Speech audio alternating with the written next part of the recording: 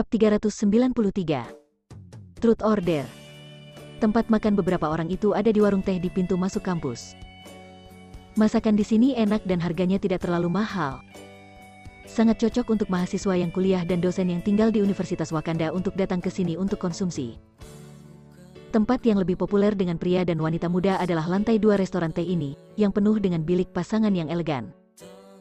Pria dan wanita muda berpasangan dan atau bertiga datang ke sini dan menarik semua tirai-tirai pintu. Tempat kecil ini kompartemennya setara dengan ruang pribadi kecil dengan privasi yang sangat tinggi, sangat nyaman untuk minum teh, mengobrol, bermain kartu, makan, atau bahkan melakukan hal lain. Beberapa orang datang ke sini untuk makan. Awalnya, disepakati bahwa sistem BSS dalam membayar, tetapi Aji Prakoso ingin memamerkan kekayaannya di depan Lira Sisil, jadi dia melambaikan tangannya dan berkata, tidak perlu untuk sistem bayar sendiri-sendiri, itu hanya makan, saya yang akan membayar tagihan. Dia menoleh ke pelayan di sebelahnya dan berkata, saya mendengar bahwa minuman di sini sangat mewah, taruh 2 botol minuman anggur merah paling mahal di sini, dan untuk hidangannya, keluarkan kartu asmu. Masakan direkomendasikan untuk 2 wanita cantik ini, mereka akan memesan hidangannya. Setelah mengatakan ini, dia dengan cerdik memamerkan kekayaannya dan mempertahankan sikapnya. Zanedi segera menanggapi dengan tepuk tangan hangat dan memuji. Oke, teman sekelas Aji Prakoso yang membayar tagihan, memang seharusnya presiden di masa depan yang membayar tagihan, dan saya menjadi yang pertama setuju. Zanedi, meskipun dia adalah generasi kedua yang kaya dengan jumlah uang yang layak, tetapi orang ini sangat licin, dan sekarang mengapa dia tidak senang ketika seseorang membayar untuk makan besar? Aji Prakoso tersenyum puas, menikmati dipuji. Dan Lira Sisil juga sangat senang. Dia melihat Aji Prakoso di sampingnya dengan mata menawan dari waktu ke waktu. Dia kaya dan murah hati, dan sepertinya dia akan segera tergoda. Makan besar dibuka dengan gelak tawa dan tawa beberapa orang. Faktanya, selain Aji Prakoso dan Zanedi yang sudah saling kenal sebelumnya, kelima pria dan wanita ini, termasuk Kenzi, baru secara resmi bertemu hari ini di kelas belajar. Namun, ada alkohol sebagai katalis untuk emosi, dan Zanedi sangat pandai mengaktifkan atmosfer sambil tersenyum, hanya butuh waktu singkat bagi beberapa orang itu untuk menjadi sangat akrab. Kenzi tidak banyak bicara, dan dia tidak makan banyak, dia seperti jadi orang yang bisa dicuekin dan hanya mendengarkan obrolan mereka. Meskipun Aji Prakoso biasanya merasa sedikit dingin, tetapi setelah beberapa gelas anggur merah, dan ada seorang wanita cantik yang selalu tersenyum padanya, kebanggaan di hatinya secara bertahap mulai meningkat, dan dia mulai membual tanpa sadar sambil berdiri. Saya memiliki mimpi untuk membuat perusahaan keluargaku lebih besar dan lebih kuat di masa depan. Saya ingin membeli sebidang tanah di kota, dan kemudian mengundang beberapa pakar akademis terkemuka untuk meningkatkan daya saing produk keluarga kami. Setelah saya resmi menjadi presiden, saya harus membuat perusahaan saya menjadi merek terkenal, seperti industri farmasi Mediclassic Pam, yang sangat populer di Wakanda. Lira Sisil menanggapi dengan tepuk tangan hangat dan senyuman, seperti gadis muda yang sederhana, tergerak oleh mimpi dan cita-cita si Anu. Jika harus mengatakan, sebenarnya barang ini palsu. Babi pun dapat melihat bahwa apa yang disebut mimpi dan masa depan hanyalah pamer mewah Aji Prakoso, tidak lebih dari menunjukkan identitasnya yang sukses dan statusnya yang luar biasa. Zanedi sangat baik pada kesempatan itu, dan secara alami memuji Aji Prakoso dengan antusias, dan Mei Kalista adalah gadis yang polos, tentu saja dia akan membalas senyuman Aji Prakoso. Satu-satunya pengecualian adalah Kenzi. Dia tidak merasakan ambisi Aji Prakoso untuk menjadi presiden yang luar biasa di masa depan. Dia melihat ke bawah pada pesan teks di ponselnya. Jika semua orang bertepuk tangan dan tersenyum untuk menunjukkan sanjungan atau rasa hormat, sementara satu orang diam-diam bermain dengan ponselnya, itu jelas merupakan hal yang tidak menyenangkan bagi orang yang tampil keras di atas panggung. Aji Prakoso sedikit memperhatikan, dan wajahnya sudah sedikit tidak senang. Lira Sisil memperhatikan sedikit perubahan ekspresi di wajah Aji Prakoso, dan melirik Kenzi, mengerutkan kening dengan jijik. Sesama siswa, mari kita bermain game selanjutnya.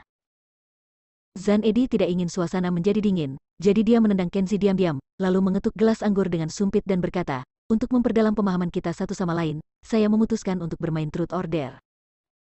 Oke.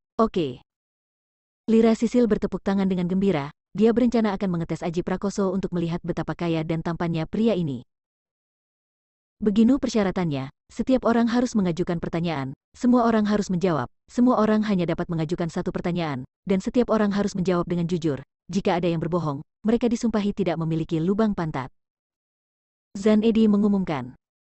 Oke, semua orang harus patuh, kata Aji Prakoso riang.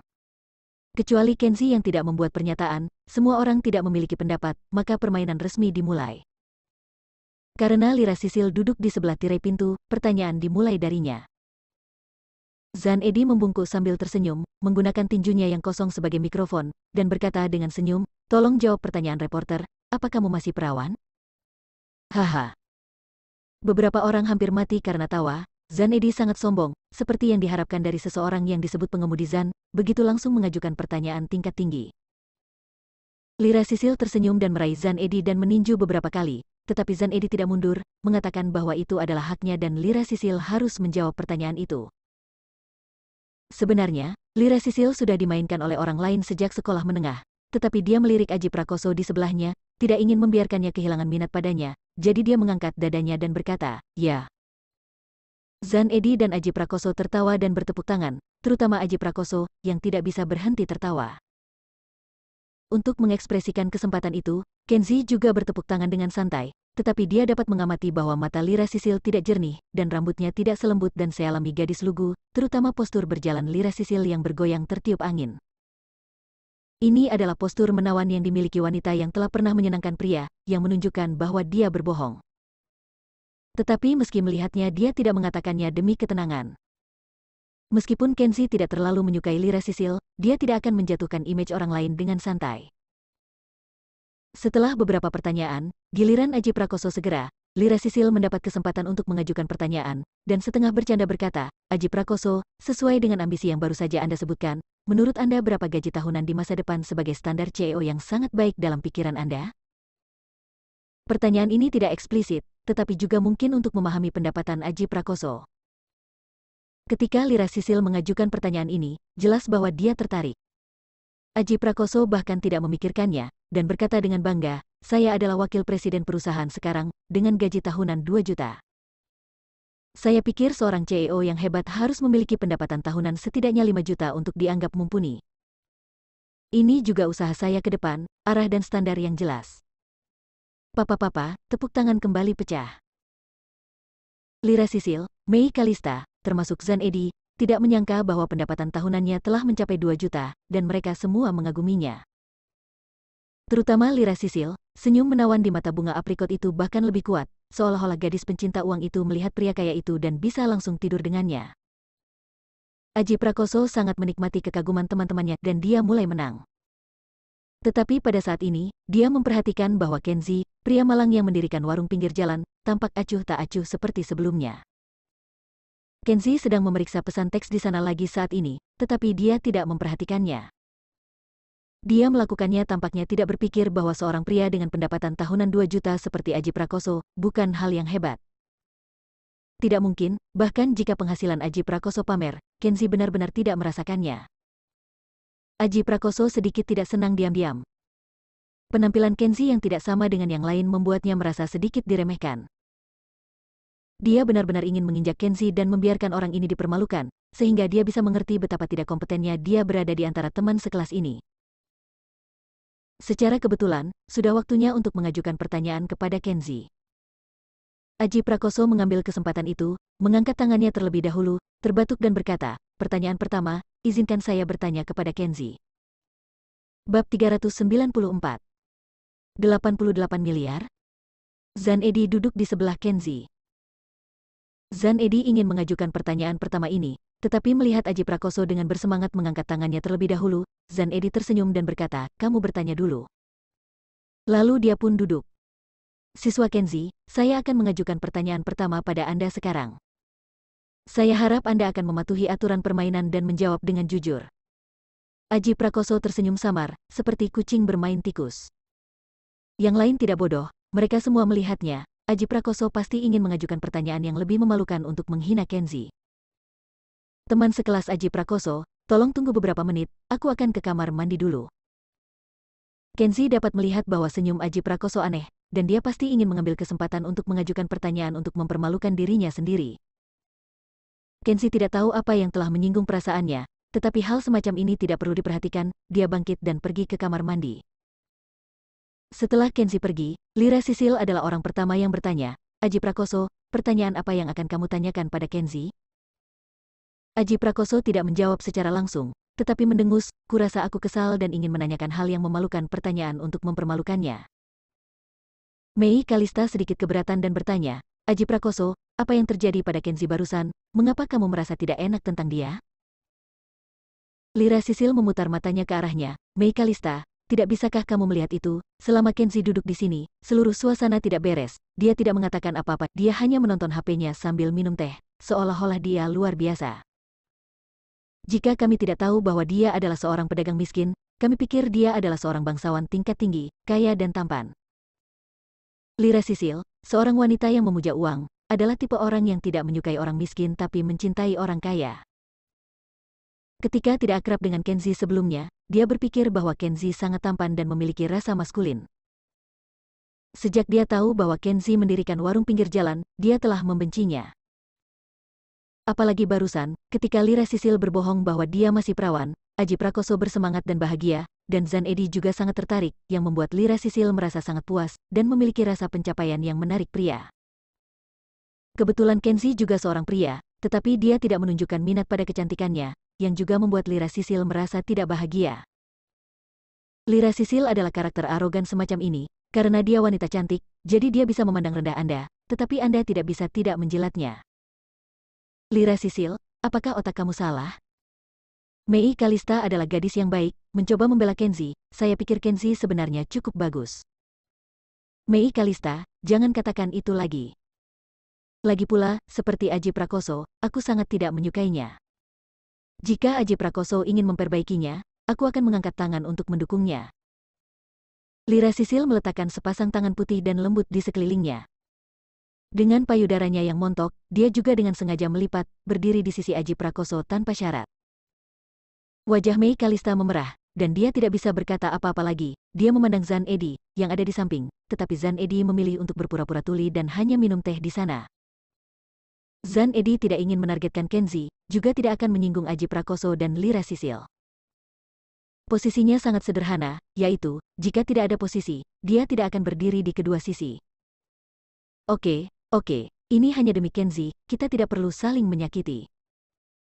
Aji Prakoso melambaikan tangannya dan berkata dengan arogan, ini hanya pemilik kios yang bau, dan tidak apa-apa untuk memperbaikinya, perbaiki saja, itu bukan masalah besar. Lira Sisil mendengus, ya, itu saja. Aku akan menebaknya. Jika dia merasa malu, dia akan secara otomatis menjaga jarak di masa depan dan tidak akan bersama kita. Lagi pula, dia hanyalah pemilik kios yang buruk, saya mampu kehilangan orang seperti ini. Lira Sisil dan Aji Prakoso saling mengucapkan kata-kata, dan segera membentuk front persatuan, dan mulai merumuskan topik yang akan digunakan untuk mempermalukan Kenzi di masa depan. Aji Prakoso berkata, ketika saya akan menjadi yang pertama bertanya, saya akan bertanya kepadanya tentang pendapatan terlebih dahulu. Haha, pendapatan macam apa yang dimiliki bajingan malang itu? Lira Sisil tampak sangat tertarik, dan bekerja sama dengannya, kalau begitu katakan padaku dengan cepat, apa yang akan kamu tanyakan?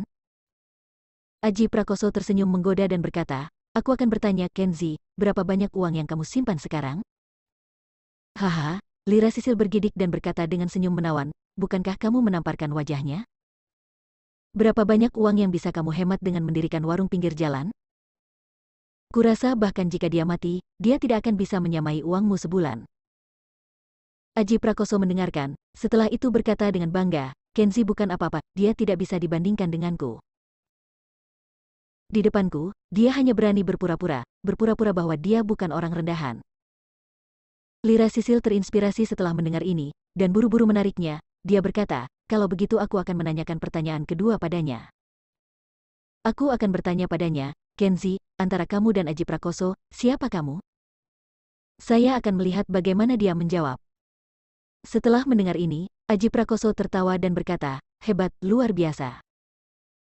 Saudari Sisil, Anda akan memukuli wajahnya sampai mati. Haha tertawa, satu tangan Aji Prakoso secara alami melingkari pinggang Lira Sisil, dan Lira Sisil tidak menghindar darinya. Dia mengambil inisiatif untuk menggerakkan tubuhnya sedikit sambil bercanda. Melihat bahwa mereka berdua sudah membuat rencana tentang cara mempermalukan Kenzi, Mei Kalista tidak tahan lagi dan ingin mengatakan sesuatu, tetapi pada akhirnya dia ragu untuk mengatakan apapun. Dia merasa bahwa Kenzi sangat menyedihkan. Jika bukan karena kemiskinan, siapa yang akan mendirikan warung pinggir jalan? Hidup sulit, melelahkan, dan tidak dapat menghasilkan uang, serta didiskriminasi dan dihina, sangat tidak nyaman. Jika ada kesempatan di masa depan, dia memutuskan untuk membantu Kenzi, karena bagaimanapun juga, dialah yang mengatakan sesuatu saat makan siang yang akhirnya mengungkapkan identitas Kenzi sebagai pedagang kaki lima dan menyebabkan masalah baginya. Bagaimana situasinya? Mengapa kios bau itu belum datang? Pada saat ini, Aji Prakoso menjadi sedikit tidak sabar dan mengatakan sesuatu. Tunggu sebentar, ponselnya masih di atas meja, dia pasti tidak akan pergi. Lira Sisil mengatakan itu sebagai hal yang baik, dia mengambil ponsel Kenzi yang tertinggal di atas meja, melihatnya dengan jijik dan mencibir, kurasa aku akan gila. Bahkan ponsel masih merupakan mesin peniru dari N tahun yang lalu, dan aku tidak tahu bagaimana dia sangat tak tahu malu untuk duduk dan makan bersama kita. Saat berbicara, Lira Sisil men-scroll ke bawah dengan jarinya. Di layar ponsel, pesan teks dari bank tiba-tiba muncul di layar.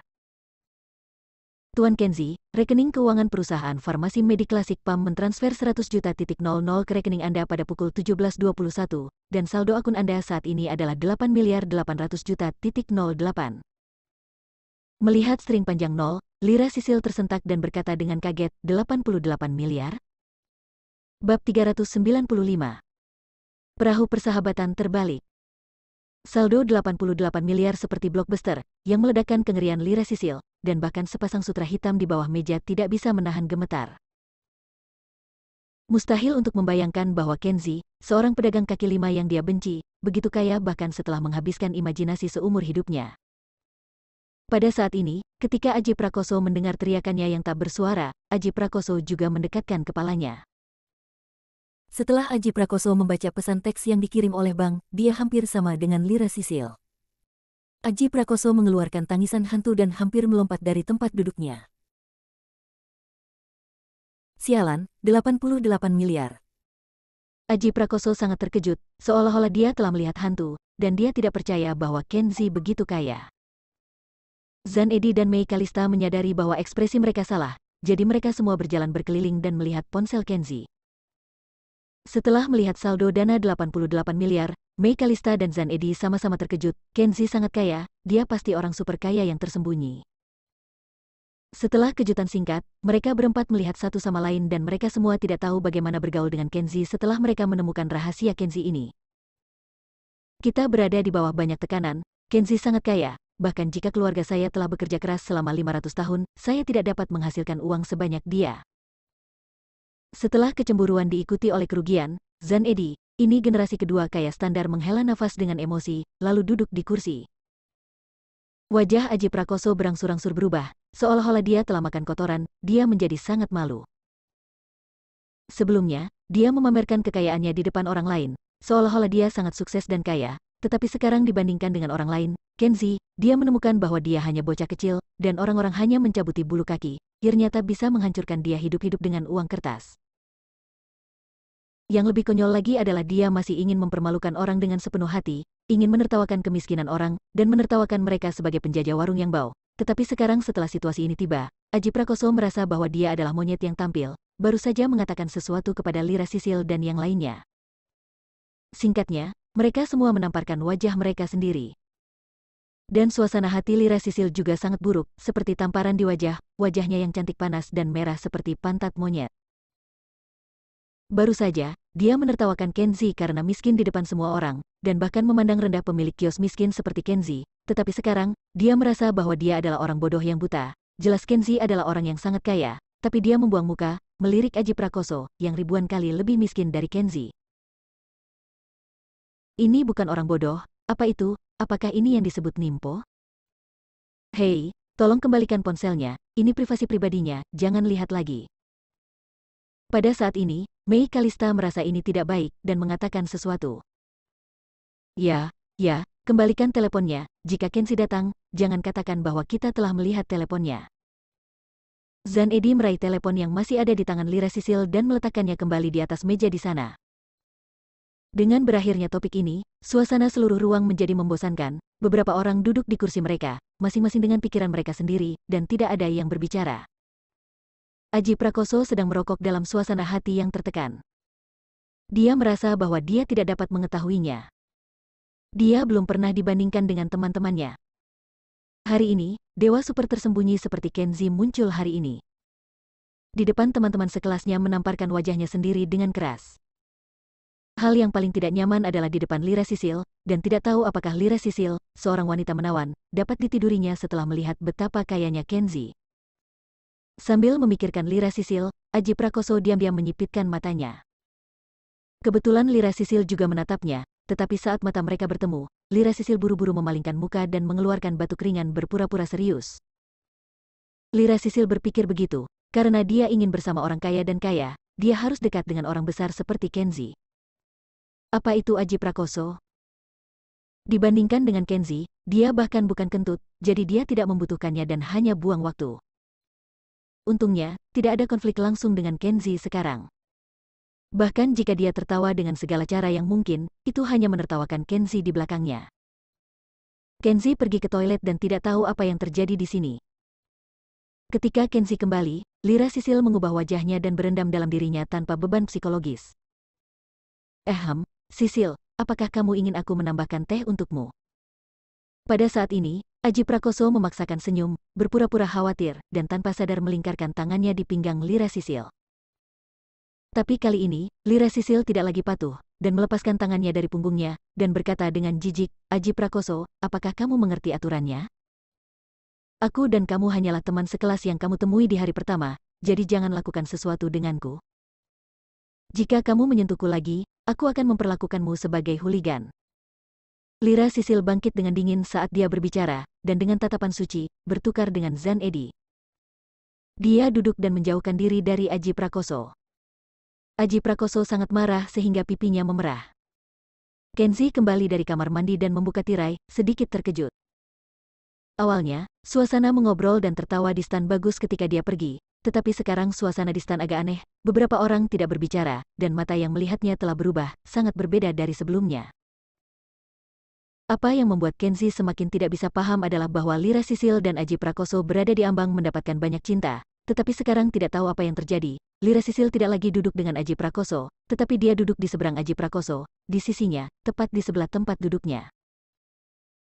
Kenzi duduk dengan lembut dan berkata, apa yang baru saja kalian bicarakan? Kalian pasti masih bahagia, mengapa kalian tidak berbicara? Lira Sisil memimpin sambil tersenyum dan berkata dengan manis, kami sedang berbicara tentang Anda barusan. Baru saja, kami berpikir bahwa Kenzi pasti tipe pria dengan temperamen yang tenang dengan banyak cerita. Jadi kami telah menyiapkan beberapa pertanyaan, yang semuanya ingin kami tanyakan kepada Anda, dan Anda harus mematuhi aturan permainan dan menjawab satu persatu. Zan Edi dan Mei Kalista tidak tahan dengan wajah Lira Sisil yang sengaja penuh perhatian, terutama Aji Prakoso, masam dan marah, memaki pelacur di dalam hatinya. Oke, mari kita mulai mengajukan pertanyaan. Kenzi hanya bisa bersiap untuk dipersulit. Lagi pula, aturan mainnya diatur seperti ini, dan dia tidak mudah melanggar. Hehe, aku akan menjadi yang pertama bertanya. Lira Sisil tersenyum dan bertepuk tangan, dan kemudian melangkah lebih jauh, menggaruk kepalanya dan berkata, Kenzi, aku ingin bertanya padamu, gadis seperti apa yang kamu suka? Lira Sisil adalah orang di depan Kenzi saat ini. Tubuhnya yang panas menempel di lengannya, seolah dia akan mengebor ke lengannya. Aji Prakoso tidak tahan lagi, dia mengangkat alisnya dan berkata dengan nada mencemooh, Lira Sisil, tidak perlu bertele-tele, kamu bisa langsung. Katakan saja pada Kenzi secara langsung bahwa kamu tertarik dengan uangnya dan ingin tidur dengannya, maka tanyakan padanya apakah dia ingin tidur denganmu. Lira Sisil tertegun sejenak, lalu berdiri dan dengan marah menunjuk Aji Prakoso dan mengutuk, kamu bajingan yang tidak tahu malu, keluar dari sini. Kamu berani mengaum, aku akan membunuhmu, dasar jalang ini. Plak. Aji Prakoso membuat langkah tegas dan menamparnya dengan marah. Lira Sisil menjerit dan berguling-guling di bawah meja. Penampilan jelek itu sangat menjijikan. Sepasang keindahan sutra hitam tersebar luas, dan rok pendek digulung, dan semua bagian dalamnya tersingkap. Kali ini, situasinya kacau. Permainan Truth Order benar-benar tidak dapat dimainkan, dan hanya Aji Prakoso dan Lira Sisil yang dibiarkan berkelahi dan berteriak, sementara Zan Edi dan Mei Kalista sedang sibuk melerai. Kenzi minggir dan menontonnya dengan tidak dapat mengerti. Sampai sekarang, dia hanya tidak memahami, bagaimana itu bisa terjadi.